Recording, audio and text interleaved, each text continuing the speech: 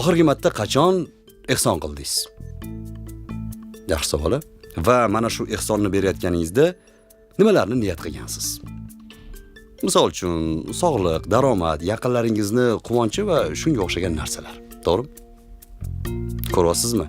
Sizni qilgan ehsoningizni tegida aslida o'zingizni manfaatingiz ham yotibdi. Yo'q, to'xtang. Men hozir sizni faqat o'zini o'ylaydigan xudbin insonga chiqarib qo'ymoqchi emasman. Shunchaki beradigan qo'llarga albatta qaytishi va kerak bo'lsa 70 barobar bo'lib qaytishini eslatib o'tmoqchiman. 70 barobar? Ha, Ramazonda shunday ekan. Ehson qilishni ham o'zini tartibi, qoidalari, vaqti va xatolari bo'lar ekan. Bularni bilib olish uchun esa biroz chuqurlashish kerak. Va biz chuqurlashib ko'rdik. Klik kompaniyasi, Prezident qoshidagi ijtimoiy himoya agentligi va men Javlon Asadullayev ehson qilishdagi tartibni bir videoga joylab, sizga o'zimiz o'rganib olgan ma'lumotlarni yetkazishga qaror qildik. Biz hech qanday fatvo bermoqchi emasmiz.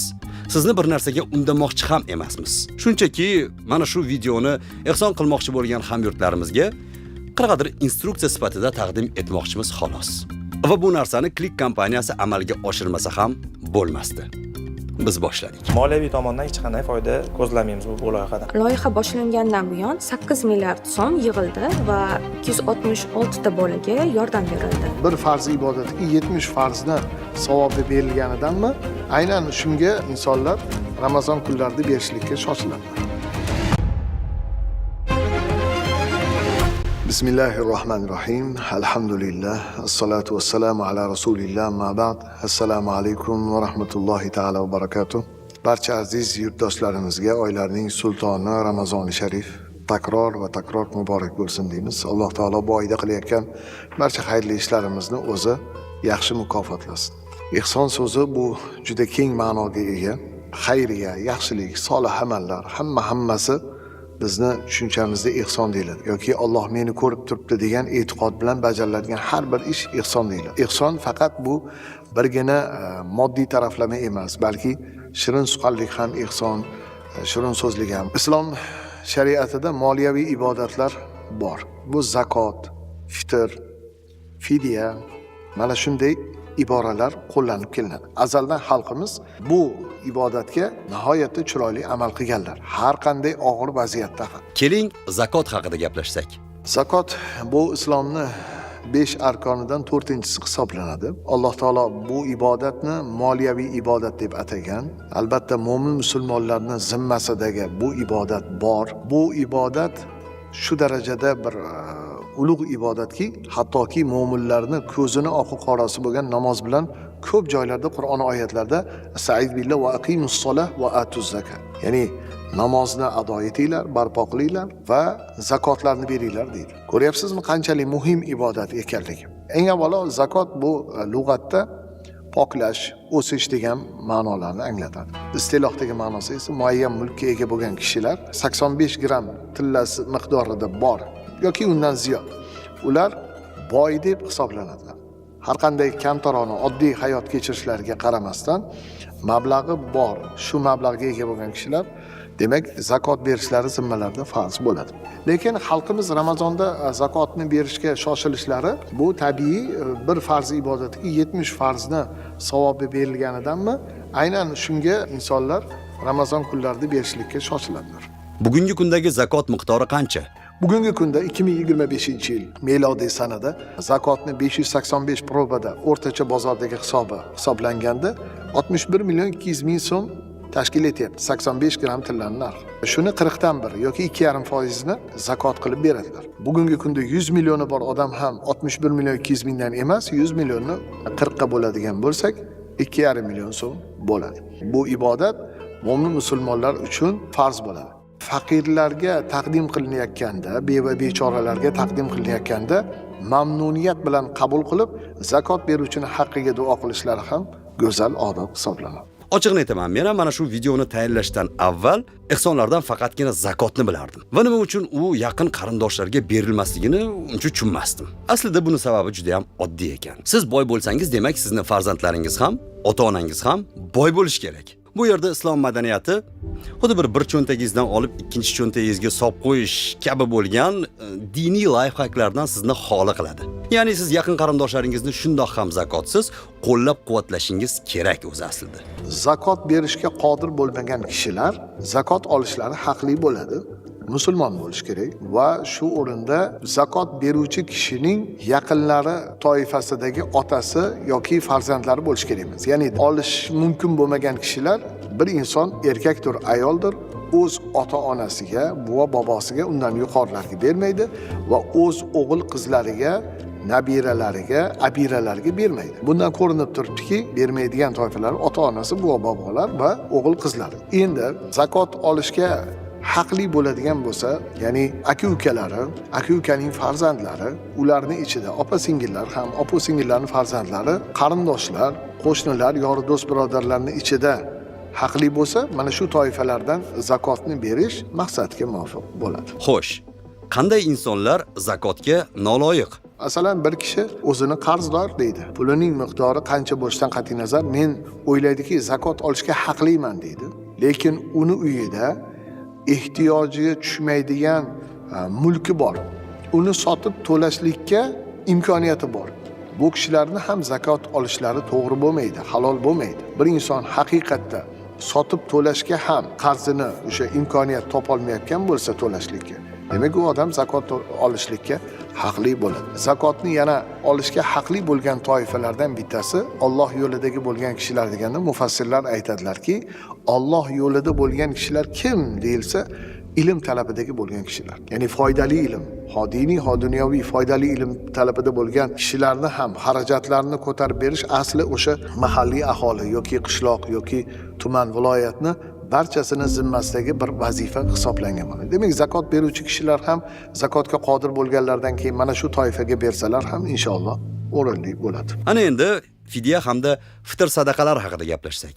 Fidya ham, fitr ham bu ham ibodat maqomidagi moliyaviy ibodat hisoblanadi. Fidya bu ro'zani tuta olmagan kishilar tomonidan haqdorlarga beriladigan ulug' ibodat hisoblanadi. Masalan, hamma ro'za tutayotgan insonlar ham fidya bermaydi. Buni to'g'ri tushunib olishimiz kerak. Fidyani eng avvalo ro'za tutishlik imkoniyati qolmagan kishilar toifasidagi kishilar beradi. Masalan, surunkali kasallar. Doimo tatinib turish kerak. Doimo dori darmon bilan ozuqalanib turgan kishilar bor. Tez labi quriydigan, oshqozonida o'ta xastaligi og'ir bo'lgan, pochka, jigar, umuman tana a'zodagi xastaliklar. Bular ham tutolmagan kunlari endi bir oy davomidagi ro'za uchun haqdorlarga haqqini beradilar. Bugungi kundagi fidya miqdori qancha va u avvallari qanday aniqlangan? 2025-yil milodiy sana Ramazon kunlarida eng ozi ro'za tutolmagan kishilar 10 ming so'mdan bir kishi uchun bir oy mobaynidagi pulni haqdorlarga beradilar. Eng ozi 10 ming so'm. Yoki arpadan hisoblanadigan bo'lsa, bugungi kundagi shu o'lchovlardagi tartib nuqtai nazardan 16 ming so'm. Agar bir inson magizdan beraman desa, topish tutishi yaxshi, oilaviy sharoiti yaxshi, 110 ming so'mdan beradi kuniga. Xurmodan bermoqchi bo'lsalar 180 mingdan beradi. Endi uni 200 mingdan beradimi? Chegarasi yo'q inshaalloh. Homilador ayollar fidya bermaydi. Agar homila dunyoga kelgandan keyin ro'za tutish imkoniyati bo'ladigan bo'lsa, sog'liq ko'tarsa, albatta ular bir kuniga bir kun, ya'ni bir oy mobaynida tutolmagan bo'lsa, bir oy mobaynida. Emizikli ayollar ham gohida tutolmaydi, bular ham sog'lom bo'lgan kunlari tutadilar, ammo ularga fidya vojib bo'lmaydi. Fidya bergani bilan ro'za soqit bo'lmaydi. Musofir odam, u odam ham fidya bermaydi. Safardan qaytgandan keyin tutib beradi. Agar safarda imkoniyat topsa, bir kuniga bir kun emas, o'sha har kunlik ro'zani tutishligi imkoniyati, saharlikka, iftorlikka monelik qiladigan sabablar topilmasa, ular bemalol safarda ham ro'zani tutaveradilar. Yaxshi, fidya bilan fitr haqida men biroz boshqacha fikrda edim. Misol uchun, tuta olmagan ro'za kunlaringiz uchun bironta bir insonga to'lovini qilib bersangiz yoki bo'lmasa iftorlik qilib bersangiz, ro'zani o'rnini yopib yuboradi deb o'ylardim. Yo'q, bu unday emas ekan. Oddiyroq qilib aytadigan bo'lsak, bir puldor inson, "Endi men shu ro'za tuta olmayman, tez-tez ovqatlanishim kerak, yaxshi dasturxonlarim bor, pulni berib qo'ya qolay" deb ro'zadan saqlana olmaydi. Va keyingi toifadagi kishilar, ya'ni keksa yoshdagi onaxon otaxonlar, ular shu davrgacha ro'za tutishgan. bu yog'iga agar ro'za tutadigan bo'lsalar xasta bo'ladilar. Ular tuzalib ketishlari imkoniyati yo'q bo'lgandan keyin ularning farzandlari ular nomidan ham yoki o'zlari mablag'laridan bunga amal qilishlik albatta ibodatlarni to'liq bajarilishligini savobiga ega bo'lishlik degan ma'noni tushunishimiz mumkin bo'ladi. Fitr sadaqa bu xalq ichida jon sadaqasi ham deb qo'yiladi. Fitr sadaqasi o'zi nima uchun beriladi desa, o'sha ro'zadagi ba'zi qo'yilgan kamchilik xatolar. Ya'ni inson og'zidan har xil nojo'ya so'zlar chiqib ketib qoladi. Mana shu narsaga kafforat bo'lishi uchun hayitdan oldin, hayit namozi vaqtigacha berilishligi maqsadga muvofiq bo'ladi. Fitr sadaqasining miqdori ham xuddi fidyadagi aytilgan miqdor, o'sha 10 ming so'm, 16 ming so'm yoki 110 ming so'm, 180 ming so'm fitr sadaqada bir marotabali beriladi. Hatto fitr sadaqa oluvchi kishilar ham berish kerak degan tushuncha ham bejizga emas.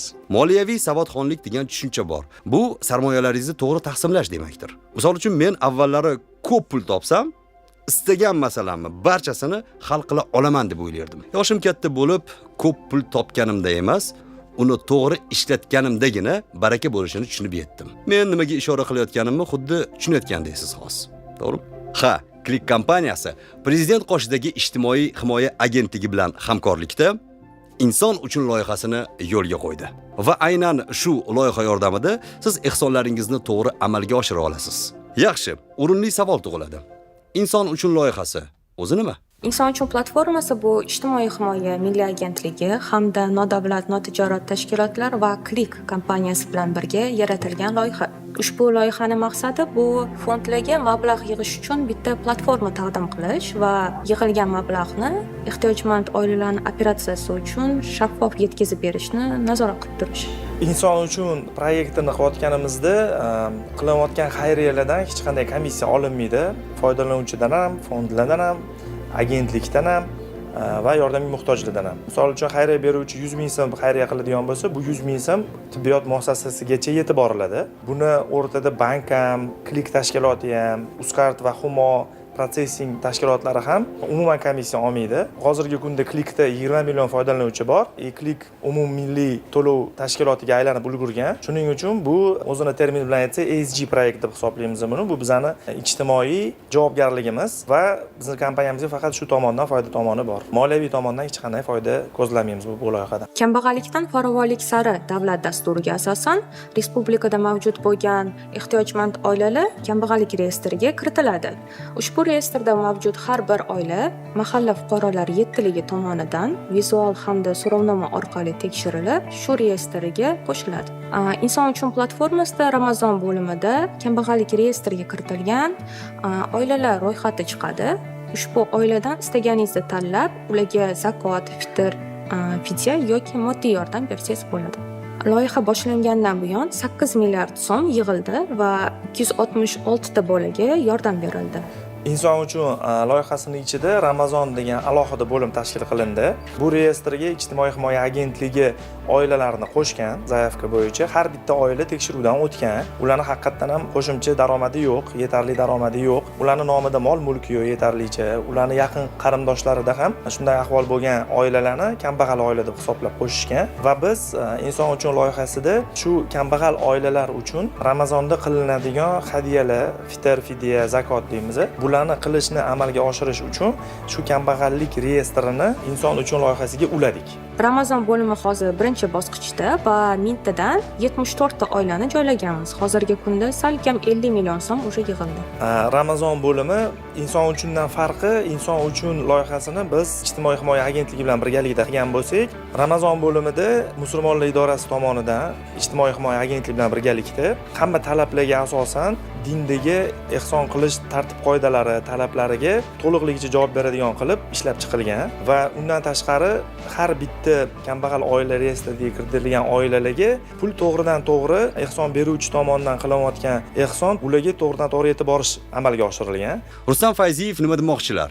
Biz fidya va fitrni amalga oshirayotganimizda mablag' oluvchining qo'liga to'g'ridan to'g'ri yetib borish kerakligi din tomonidan tasdiqlangan va aynan mana shu jihatlarni ham Click kompaniyasi o'ylab qo'ygan. Inson uchunda fondga pul yig'ilib keyin operatsiyaga to'lab berilsa, Ramazon bo'limida siz berayotgan, har bir inson berayotgan ehsoni, xayriyasi to'g'ridan to'g'ri kambag'al oilani hamyoniga, ularning kartasiga yetib boradigan qilingan. Bu ham diniy qo'mita tomonidan qo'yilgan talablardan bittasi edi. Agar 30 milliongacha pul yig'ilsa, 30 million so'm pul yig'ilsa, bu oilani o'sha kambag'allar oilasidan как закрытый кейс qilib chiqarib qo'yiladi. Chunki bu yig'ilgan mablag'ga qiynalgan oila o'ziga sharoit qilib olishi mumkin. Ramazon bo'limi Ramazonda qilinadigan hamma xayriya ehsonlarni talab qoidalariga asosan qilib berilgan.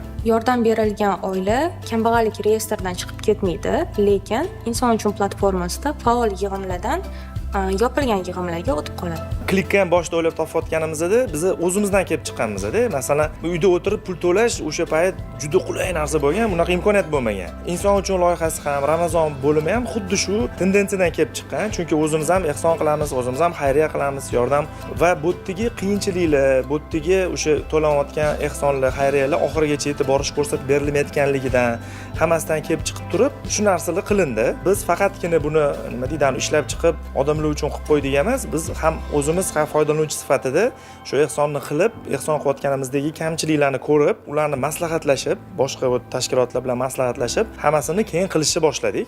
Bu yerda ham xuddi shu, masalan, Ramazonga keladigan bo'lsak, inson uchun oldingi yil Ramazon paytida zapus qildikda, pul yig'ishni boshladik-da, lekin baribir shu fitr, fidya va boshqa zakot kabi qilinadigan ehsonlarni aytganimdek, hali talablarini aniq inson uchunda amalga oshirish talablarga to'g'ri keladimi, din talablariga to'g'ri keladimi, hammasi to'g'ri qilinganmi degan savollarga hali javobimiz yo'q edi. Mana undan keyin vaqt o'tib, 1 yil davomida inson uchunda shuncha bolalarga, shuncha kasalmand odamlarga yordam berib, ularni hayotini saqlab qolib, shu narsaga yetib kelganimizdan keyin bizani o'zimizda ham, bizani komandamizda ishlayotgan bolalarning o'zida ham xursandchilik paydo bo'ldi. Oldinga intilish undan ham kuchaydi va undan tashqari mana diniy qo'mita ham, ijtimoiy himoya agentligi ham bu narsani qo'llab-quvvatlab, shu g'oyalar bilan kelishayotganda bizni o'zimiz как foydalanuvchi sifatida shu narsani o'zimiz ham foydalanamiz deb turib, ishlab chiqib, shuni hamma talablarga javob beradigan qilib qilishga harakat qildik.